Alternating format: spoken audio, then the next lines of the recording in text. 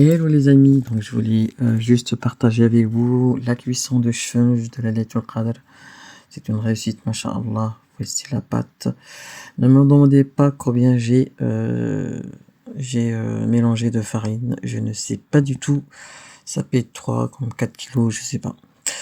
Donc je voulais partager la cuisson avec vous parce que franchement, masha'Allah, et je trouvais qu'il était très bien réussi. Donc la amal au binniya, donc voilà. Comme vous l'avez vu, c'est le secret en fait de cheveux pour qu'il gonfle, il faut emprisonner un maximum d'air à l'intérieur de la pâte.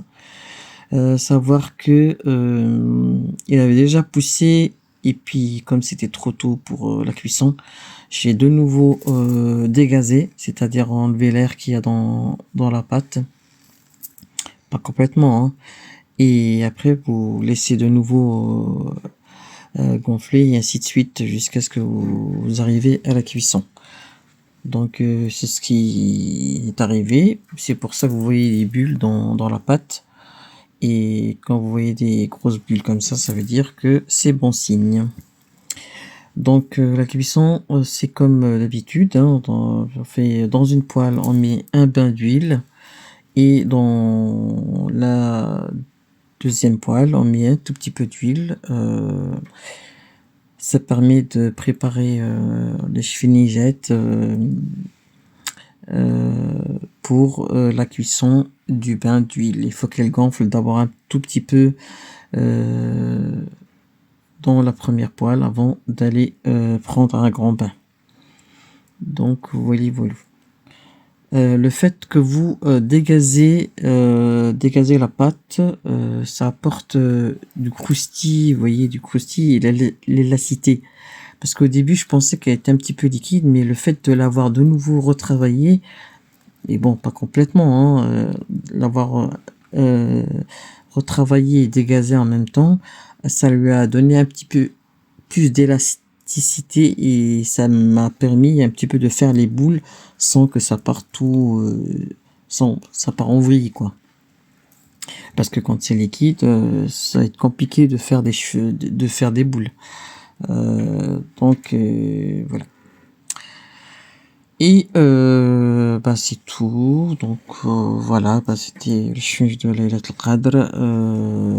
نتمنى أن نقبلها من Allah subhanahu wa ta'ala.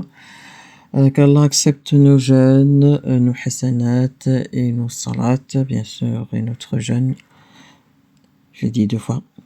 Et je vous dis à l'année prochaine, Inch'Allah, pour de nouveau se recharger, se ressourcer en hasanat.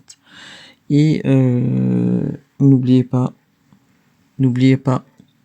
innal hasanat yudhibuna as-sayyi'at, les bonnes actions repoussent les mauvaises. Donc sadaqa quand vous pouvez, argent, nourriture, ça permet d'éloigner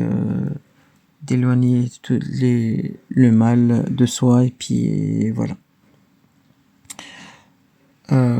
C'est vrai que c'était quand même beaucoup, hein. J'avais du mal à finir, hein, et pourtant j'avais commencé à 4 heures, je crois, parce que la pâte était prête, hein, à 4 heures, enfin 16 heures je veux dire, et du coup j'en voyais pas le bout, hein, parce que là je sais pas si vous voyez un petit peu la taille de la bassine, quoi. Elle est très grande, hein, c'est ma plus grande bassine. Donc je me suis dit voilà, je vais faire beaucoup.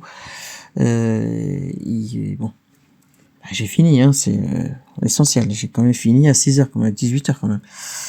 Donc voilà. Pour les kilos, je sais pas du tout combien j'ai fait. Bon, l'essentiel c'est qu'ils soient réussis et qu'ils soient mangés, et puis voilà, la l'amj, Inch'Allah. Et voilà. Et on arrive à la fin. Il reste encore 2 ou 3 jours de Ramadan. Et puis c'est fini. Qui sait qui fera le prochain? Personne ne le sait, sauf Allah subhanahu wa ta'ala. Donc voilà les amis, pourrais parler longtemps, hein, parce que il y a encore de la pâte, hein, vous voyez. Il y a beaucoup de pâte, hein. Bien sûr, bon, je vous remercie à tous ceux qui m'ont suivi pendant le Ramadan. Même si j'étais pas trop au rendez-vous, je suis désolé parce que bon, je suis un petit peu pris par le temps. Mais j'essaie un petit peu de m'investir autant que je peux et puis de